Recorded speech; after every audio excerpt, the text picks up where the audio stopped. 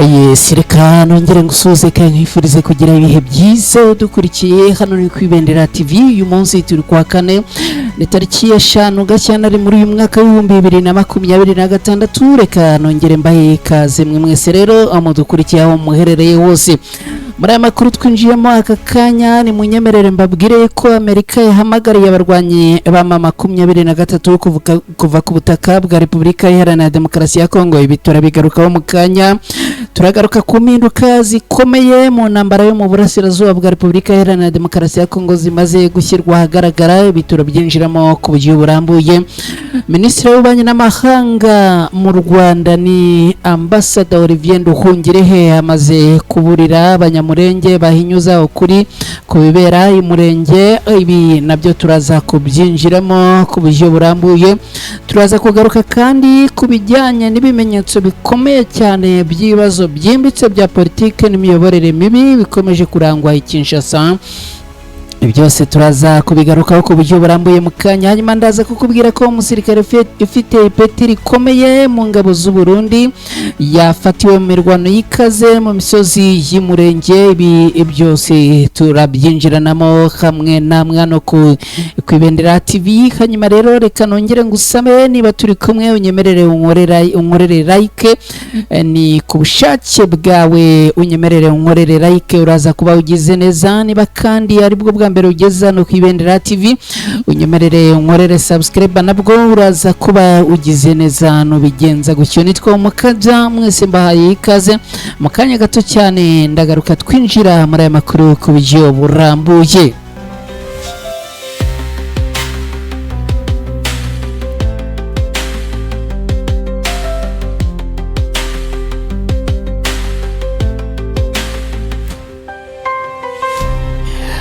Alright, nongeye kubaha ikaze mwese aho muherereye. Niba udukurikiye wakoze cyane kuza hano ku Ibendera TV.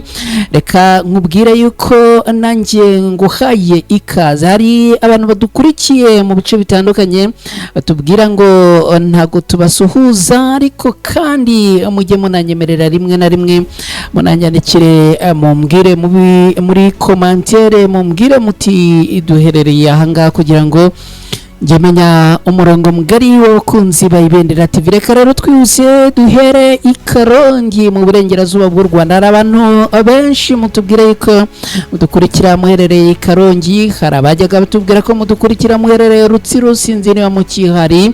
Hari abatubwiraga ko mudukurikira muherereye Gakenke. Hari abadukurikiraga batubwira ko bari Musanze.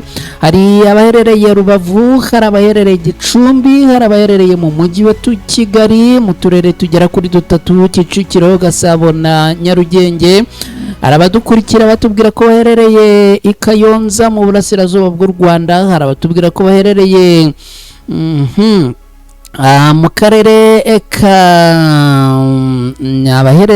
mu karere ka Nyaruguru, ni na karere gaherereye mu majyepfo y'u Rwanda. Hari n'abatubwira ko badukurikira baherereye muri Gisagara. Hari abatubwira ko badukurikira baherereye yo kure za Rusizi, n'abandi muherereye Kireke na Gatsibo. Mwese reka mbahe ikaze. Abantu badukurikira baherereye Kisangane, uyu umaze kutwandikira mu kanya gatoya cyane atubwira yuko adukurikira aherereye ku mupaka uhuza Repubulika Iharanira Demokarasi ya Kongo n'Ubugande. Namwe abaherereye aho mudukurikiye, reka namwe tubashimire cyane.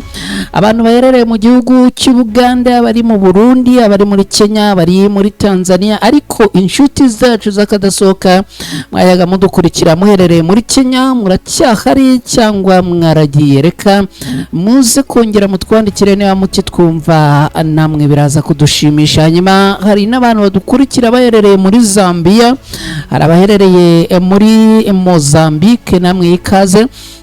Abantu baherereye muri Australia, mu Bubiligi, mu Buholandi, muri Leta Zunze Ubumwe za Amerika n'ahandi, namwe mbahaye ikaze. Reka twanzike n'aya amakuru yacu yo kuri uyu munsi aribanda kuki. Kugeza ubu tuvugana, Amerika yamaze guhamagarira abarwanyi b'umutwe wa M23 kuva ku butaka bwa Repubulika Iharanira Demokarasi ya Kongo. Leta Zunze Ubumwe za Amerika zasabye ku mugaragaro umutwe wa M23 kuva ku butaka bwa Repubulika Iharanira Demokarasi ya Kongo ni mu rwego rwo gushimangira amahoro n'umutekano mu burasirazuba bw'iki gihugu bumaze igihe bwugarijwe n'intambara. Ibi byagarutsweho mu biganiro byahuje abasenateri ba Leta Zunze Ubumwe za Amerika barimo Jimmy Rich na Jane Shahini na Perezida Tshisekedi wa Repubulika Iharanira Demokarasi ya Kongo byabereye Washington. Ni ibiganiro byibanze ku masezerano azwi nka Washington Accord for Peace and Prosperity, na amasezerano agamije guteza imbere amahoro arambye n'iterambere rishingiye ku bufatanye hagati ya Amerika na Repubulika Iharanira Demokarasi ya Kongo. Impande zombi zaganiriye ku bufatanye mu rwego rw'ubucukuzi bw'amabuye y'agaciro, ishoramari riri guteganywa umushinga wa Robino Cordo ufite akamaro. Ni umushinga witwa Robito Cordo ni umushinga ufite ngo akamaro kanini mu bucuruzi n'iterambere ry'akarere.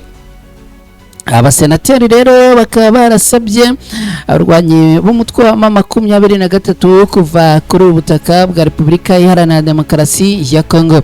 Uretse ibingibi kandi Amerika yongeye kugaragaza ko yiyemeje gukomeza gufasha Repubulika Iharanira Demokarasi ya Kongo mu rugendo ruganisha ku mutekano, ituze n'iterambere rirambye, ishimangira ko amahoro mu burasirazuba bwa Kongo ari ingenzi ku mutekano w'akarere kose ka Afurika yo hagati ni y'ibiyaga bigari.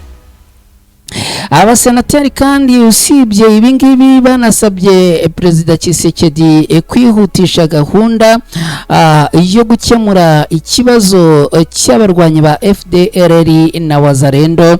Akaba rero barasabye Perezida Tshisekedi gusenya burundu iyi mitwe yitwaje intwaro irimo FDLR ndetse na Wazalendo. Impinduka ikomeye mu ntambara yo mu burasirazuba bwa Repubulika Iharanira Demokarasi ya Kongo hari ibimaze gutangazwa. Igikorwa cy'intambara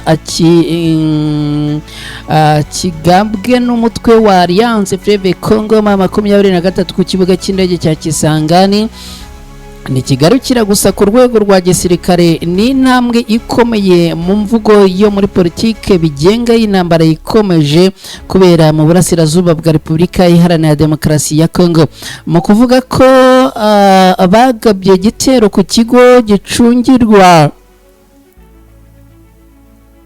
ni ikigo gicungira kandi kikayobora drone za gisirikare. Alliance Fleuve Congo M23 irashaka guhindura icyerekezo cy'impaka kivanaho ku rwego rw'imirwano isanzwe ikijyana ku kibazo gikomeye kurusha cy'inshingano za politike n'iz'imyitwarire ya leta mu miyoborere y'intambara.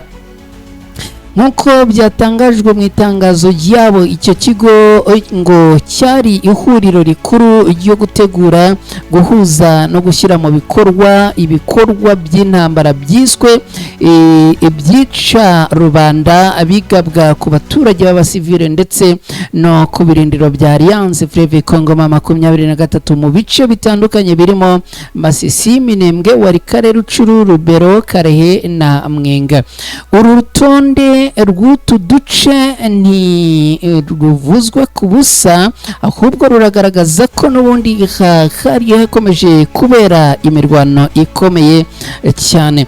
Kugeza ubu nyemerera nkubwire yuko amakuru aturuka muri Kivu y'Amajyepfo avuga yuko n'ubundi ku mupaka uhuza Repubulika Iharanira Demokarasi ya Kongo n'u Burundi urugamba rwongeye kuhabera kuva mu gitondo cyo kuri uyu munsi, bikavuga yuko n'ubundi abarwanyi ba Alliance Fleuve Congo M23 n'abarwanyi bo ku ruhande rwa leta ya Kongo bongeye guhangana bikomeye cyane. Ni imirwano yongeye kubera cyane cyane muri ibice bya Kavimvira, n'ubundi ni mu marembo y'uyu mujyi wa Uvira. Ni nyuma kandi yuko bivuga yuko mu mujyi wa Uvira hongeye kwicirwa abantu b'inzirakarengane mu ijoro yatambutse. Amakuru aravuga yuko n'ubundi mu mujyi wa Uvira abarwanyi ba Wazalendo bongeye kwigaba bagakora imikwabo nyuma y'uko n'ubundi ngo abari barashyizeho bariyeri zitandukanye mu bice bitandukanye. Amakuru aravuga rero ko mu ijoro ryatambutse abaturage bagera kuri 13 ngo batwawe, kugeza ubu ngubu ntibiramenyekana aho berekejwe. Amakuru amwe aravuga yuko ngo baba bishwe, andi akavuga yuko ngo baba bafungiwe ahantu hatazwi. Reka nkubwire ko muri uyu mujyi wa Uvira, usibye ko bivuga yuko internet yamaze kuhagaruka, ariko kandi biracyarimo urujijo ku bijyanye n'ahantu hafungirwa abantu hatazwi. Amakuru aravuga yuko muri uyu mujyi wa Uvira harimo za kasho nyinshi zitazwi zifungirwamo abantu ku buryo bunyuranije n'amategeko, ndetse kandi usibye kuba izi kasho zifungirwamo abantu ku buryo butazwi kandi butanemewe, izi kasho ngo zicirwamo abantu ku buryo bukomeye cyane. Amakuru aravuga rero ko aba baturage bagera kuri 13 ngo abatwawe mu ijoro ryakeye n'ubundi batwarwa na Wazalendo, bivuga yuko zari kumwe na FARDC. Amakuru rero kugeza ubu ngubu ntago agaragaza aho aba baturage bajyanwe cyangwa se aho baherereye kugeza ubu ngubu, cyangwa se uko ubuzima bwabo buhagaze kugeza ubu ngubu. Ibi rero bikaba byongeye gutuma abatuye muri uyu mujyi wa Uvira n'ubundi bongera guhangayika bikomeye cyane. Minisitiri w'ububanyi n'amahanga w'u Rwanda ni Olivier Nduhungirehe amaze kuburira abanyamurenge bahinyuza ukuri ku bibera imurenge gusa ibice bigenzurwa na FARDC, FDLR, FDNB na Wazalendo. Byo ngo abakwiriye kubisura abakareba cyangwa se bagahinyuza ukuri kw'ibyo bavuga. Minisitiri Nduhungirehe ni Minisitiri w'ububanyi n'amahanga n'ubutwererane w'u Rwanda, akaba yamaganiye kure abanyamurenge bavuga ko nta bugizi bwa nabi bukorerwa bene wabo, akaba yabasabye gusura ibice bigenzurwa n'ihuriro ry'ingabo za Repubulika Iharanira Demokarasi ya Kongo kugira ngo bamenye ukuri impamo ku makuru avugwa ku mutekano n'imibereho y'abaturage bahatuye. Ibi Minisitiri Nduhungire yabitangaje asubiza ku ihuriro ryabereye i Washington DC tariki ya 4 Gashyantare muri uyu mwaka, ryahuje umuvugizi wa guverinoma ya Repubulika Iharanira Demokarasi ya Kongo Patrick Muyaya n'abanyekongo bo mu bwoko bw'abatutsi biganjemo abanyamurenge batuye muri Leta Zunze Ubumwe za Amerika. Iyo nama ikaba yari igamije nk'uko bitangazwa guhangana n'ibirego bivuga ko abaturage bo muri Minembwe bamaze imyaka abagirirwa n'ihohoterwa ndetse n'itotezwa kuva muri 2017. Patrick Muyaya yatangaje ko bamwe mu bitabiriye iyi nama barimo Maître Emile Muhizi bashimangiye ko umutwe wa Alliance Fleuve Congo 23 urwanya ubutegetsi bwa Kinshasa ugamije kubateranya n'abandi banyeko Kongo. Abakandi ngo bavuze ko bazakomeza kwamagana ibikorwa by'iyo mitwe. Minisitiri Nduhungirehe rero ashingiye kuri ibyo yavuze ko iyo huriro ryabereye Washington ryari rifite isura yo kwiyamamaza mu itangazamakuru. Akaba yasabye abo banyamurenge bavuga ko nta bugizi bwa nabi bukorerwa bene wabo kujya kwirebera ku butaka uko ibintu bihagaze. Yabakanguriye gusura ibice bigenzurwa n'ingabo za Repubulika Iharanira Demokarasi ya Kongo FARDC z'u Burundi, ahagenzurwa na Wazalendo ndetse n'indi mitwe bakikorera igenzura ku giti cyabo. Nyuma gato y'iyo nama umuryango Mahoro Peace Association MPA yihuza abanyamurenge batuye muri Leta Zunze Ubumwe za Amerika wasohoye itangazo ryamagana Maître Muhizi na bagenzi be bahuye na Muyaya. MPA yatangaje ko abo bantu badahagarariye abanyamurenge bo muri Amerika kuko uwo muryango ufite inzego zawo zatowe mu buryo bwemewe n'amategeko. Reka dukomeje n'aya makuru nkubwire yuko ikimenyetso gikomeye cy'ikibazo cyimbitse cya politike n'imiyoborere mibi Kinshasa cyamaze kushyirwa ahagaragara. Imvugo ikaka iherutse gukoreshwa na Corneille Nangaa ntishobora gufatwa nk'amarangamutima ashingiye gusa ku mvugo y'intambara, ahubwo ni ikimenyetso kigaragaza mu buryo bweruye ihungabana rikomeye ya politike, imyitwarire n'ingamba byimbitse mu gihugu cya Repubulika Iharanira Demokarasi ya Kongo, cyane cyane mu butegetsi bwa Kinshasa. Kuva tariki 22 Mutarama muri uyu mwaka, ihohoterwa rikomeje gukorerwa abasivile bo Minembwe n'utundi duce two mu misozi miremire ho Plateau riri mu murongo umaze kumenyerwa. Ubutegetsi bwabuze ubushobozi bwo kuyobora hashingiwe ku mategeko, bugahitamo gutegekesha igitugu n'imbaraga z'intwaro, maze kubura ukwizerwa bukaba intwaro yo gutera ubwoba abaturage.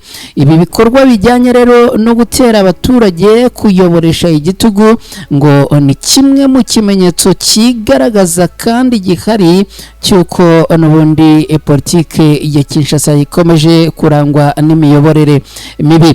Umusirikare ufite ipeti rikomeye wo mu ngabo z'u Burundi yafatiwe mu mirwano ikaze ni mu misozi y'Umurenge. Majoro Minani, umwe mu basirikare bakuru b'ingabo z'u Burundi, biravugwa ko yafatiwe muri iyi mirwano imaze iminsi ibera muri Minembwe. Akaba rero ngo yarafashwe ari intere. Aya makuru twayagarutse gusa kugeza ubu gitumye inkuru nyigarura nuko uyu Majoro Minani hari amakuru yamaze gushyirwa agaragara avuga ko yaba yamaze gushiramo ubuzima, gusa kugeza ubu hakaba hari andi makuru akigaragaza ko akivuga yuko ngo yaba arembye bikomeye cyane.